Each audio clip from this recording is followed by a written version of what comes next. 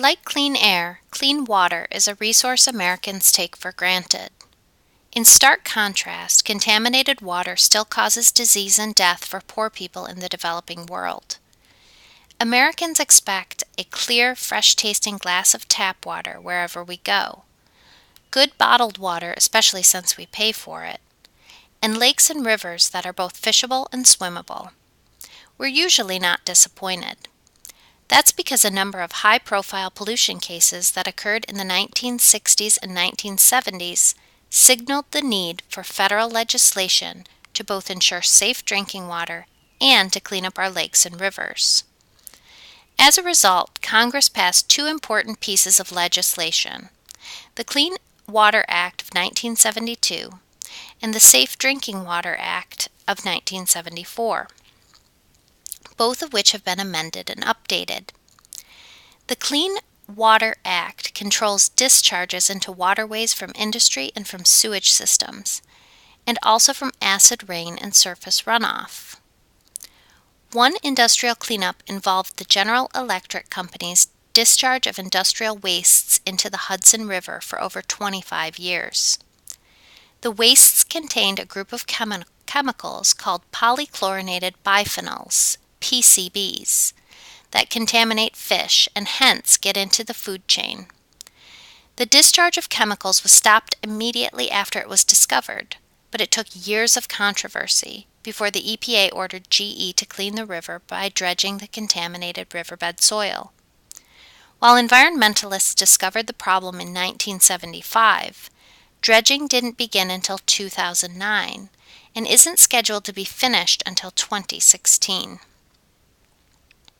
You probably heard enough about wastewater and sludge pollution when we discussed farm factory lagoons. But we also have a problem with human sewage and septic systems, which are the nation's most frequent violators of the Clean Water Act. Some cities have sewage systems that back up into basements or overflow, and some just dump untreated waste into waterways. These are likely to be aging sewage systems that need replacement, and replacement is an expensive proposition for poor municipalities. The EPA estimates that $400 million is needed over the next decade to fix the nation's sewage infrastructure. In addition to the waste itself, other contaminants enter sewage systems and possibly waterways when people dispose of bleaches and other household cleaning products, paint thinners, and medications by flushing them down the drain. In fact, chemicals in trace amounts have been found in drinking water. The EPA should make people aware that flushing chemicals down the drain is a threat to water quality and advise them of better ways to dispose of these items. Finally, another source of waterway pollution is stormwater runoff from construction sites and urban streets. Tar, paint, road salt, grease, metal particles, pesticides, and fertilizers all wash into streams and lakes. To reduce the magnitude of the problem, housing developers should avoid cutting down trees and should plant vegetation on exposed lots in order to absorb the stormwater. Also, and at the expense of a beautiful lawn, homeowners, businesses, and municipalities should avoid using chemical fertilizers and pesticides. Public health should come before manicured lawns.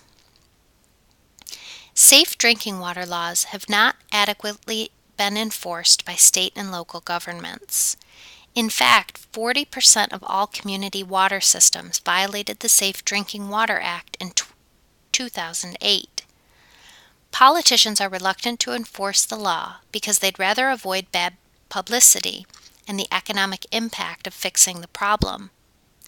To counter this resistance, a law was passed in 1996 that requires all community water systems to report on the kind and level of contaminants and how this affects the quality of residents' local drinking water. The public is expected to put pressure on local government to better comply with high standards. If you think the answer to cleaner, pure drinking water is to buy bottled water, think again. In a 1999 study that examined 103 brands of bottled water, Biological contaminants were found, though not in concentrations high enough to make people sick. But salmonella in bottled water has caused intestinal problems in one multi-state area. Not surprisingly, 30% of bottled water sold in the U.S. comes from the same municipal water sources as the tap water that could possibly be tainted.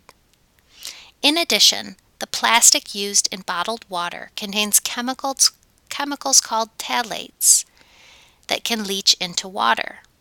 The best bet is to use an aluminum, stainless steel, or plastic container that doesn't contain BPAs or phthalates and fill it up with good old tap water. While pure water is essential to public health, it's becoming increasingly scarce. In some parts of the world, the supply of fresh water is insufficient for the needs of everyday life. We can't continue to take water for granted. Even in the U.S., the states of California, Texas, and New Mexico, for example, are seeing serious shortages. Some conservation strategies that have been instituted throughout the country include low-volume toilets and shower heads, and limits on car washing and lawn watering in the dry season. It's clear that even greater conservation efforts and sacrifices will have to be made by all of us if we want to save this finite natural resource.